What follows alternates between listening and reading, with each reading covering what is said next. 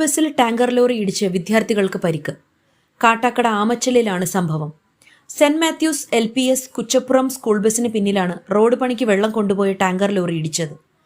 11 വിദ്യാർത്ഥികൾക്കാണ് പരിക്കേറ്റത്. പരിക്കേറ്റ മുഴുവൻ വിദ്യാർത്ഥികളെയും ആമച്ചൽ ആശുപത്രിയിൽ പ്രവേശിപ്പിച്ചു. വിദഗ്ധ ചികിത്സയ്ക്കായി വിദ്യാർത്ഥികളെ SAT ആശുപത്രിയിലേക്ക് മാറ്റിയിട്ടുണ്ട്.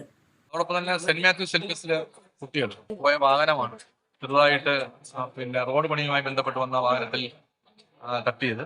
അതുമായി ബന്ധപ്പെട്ട് 13 കുട്ടികൾക്ക് ചെറിയ പരിക്കുകളുണ്ട്. ആമച്ചൽ ആശുപത്രിയിലെ പ്രാഥമിക ചികിത്സയ്ക്ക് ഡോക്ടർ നേതൃത്വം കൊടുത്ത് പരിശോധനയ്ക്ക് ശേഷം വിദഗ്ധമായ ഒരു പരിശോധനയ്ക്ക് വേണ്ടി തിരുവനന്തപുരം SAT ഹോസ്പിറ്റലിലേക്ക് കൊണ്ടുപോകുന്നുണ്ട്. വേറെ വലിയ കാര്യമായ പരിക്കുകൾ ഉള്ളതായി കാണുന്നില്ല. എങ്കിലും വിദഗ്ധ ചികിത്സ എന്ന നിലയിലാണ് SATയിലേക്ക് കുട്ടികളെ മാറ്റിയത്.